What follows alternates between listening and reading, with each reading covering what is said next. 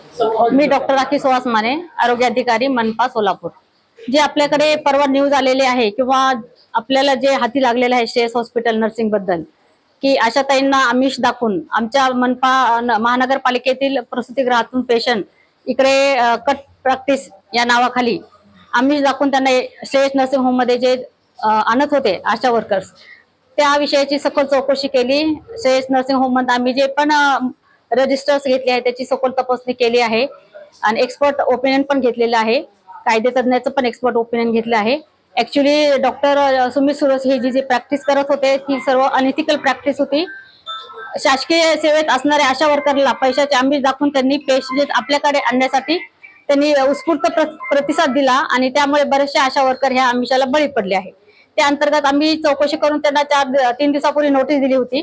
त्याच्या नोटिसाच्या उत्तरात त्यांनी आम्हाला आणखी कालावधी मागवला आहे, परंतु ही बाब एवढी गंभीर आहे आणि आमच्या महाराष्ट्र शासनाने त्याची चांगली चौकशी करण्याचे आम्हाला आदेश दिले आहे। त्या चौकशी अंती आम्ही आज त्यांना फोन करून सकाळी बोलवले होते, परंतु ते आजही हॉस्पिटलमध्ये उपस्थित नाहीये।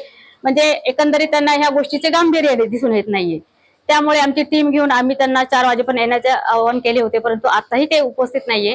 तर आमच्या नियमानुसार जे कलम 7 चे त्यांनी nursing home Maharashtra Bombay nursing ऍक्टच्या खाली ज्या पण त्रुटी आढळल्या आहेत त्या अनुषंगाने आम्ही त्यांचे हॉस्पिटल आता तात्पुरत्या स्वरूपात सील करत आहोत आणि त्यांना बजावले आहे की तुम्ही जर ह्याचा खुलासा आम्हाला दिला नाही परत तर कायमस्वरूपी आम्ही त्यांचं हॉस्पिटल सील करणार आहोत, जेणेकरून भविष्यात अशा घटना घडू नये की जे आशा वर्कर असो किंवा आरोग्य विभागातील कुठलाही स्टाफ असो अशा आमिषाला बळी पडून गोरगरिबाची जनता जी आहे त्याची आर्थिक नुकसान त्यांना होत आहे। शिवाय आर्थिक नुकसान होऊनही त्यांना गव्हर्नमेंटचा लाभ मिळत नाहीये। महाराष्ट्र शासन जो त्यांना लाभ देतो गरोदर मातांना प्रसूतीच्या दरम्यान देतो, प्रसूतीनंतर पण त्यांना जो लाभ देतो त्या लाभापासून माझ्या गरोदर माता वंचित राहतात। भविष्यात अशी घटना कुठेही महाराष्ट्रात घडू नये यासाठी आम्ही हा निर्णय घेतलेला आहे आणि त्यासाठी मला संपूर्ण आरोग्य विभाग तसेच आमचे जे वरिष्ठ आहेत त्यांनी पण सहकार्य केले आहे।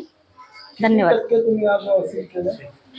संपूर्ण हॉस्पिटल केले आहे, पण आम्ही ते तात्पुरत्या स्वरूपात केले आहे।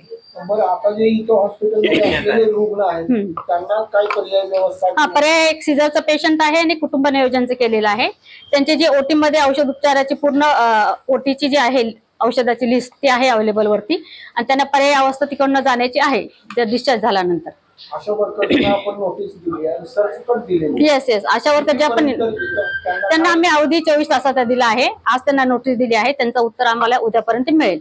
त्यानंतर त्यांच्यावरती काय कारवाई करतील हे आयुक्त सर ठरवणार आहे। डॉक्टर जर उत्तर नाही दिले तर मॅडम काय पुढची कारवाई काय राहील? कारवाई हे डॉक्टरनी जर उत्तर दिले नाही तर त्याचा अर्थ तुम्हालाही कळेल की ते ह्याबद्दल गांभीर्याने त्याचा विचार केलेला नाहीये।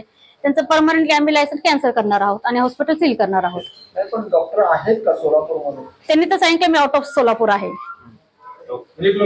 पळून गेला तर नाही तसं तर बोलता येणार नाही। त्यांनी काहीतरी सांगितलं कोणीतरी मयत झालेलं आहे त्यामुळे, परंतु 1 तासात येतो असे बरं 3-4 तास झाले ते तसंच म्हणतात की 1 तासात पोहोचतो।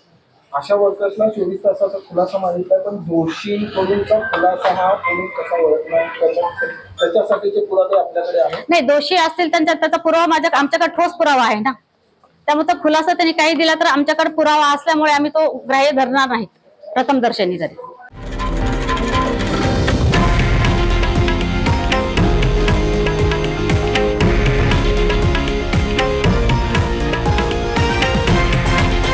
हे आहे देशातील नंबर 1 न्यूज नेटवर्क आणि आपण पाहत आहात TV9 मराठी, एकमेव।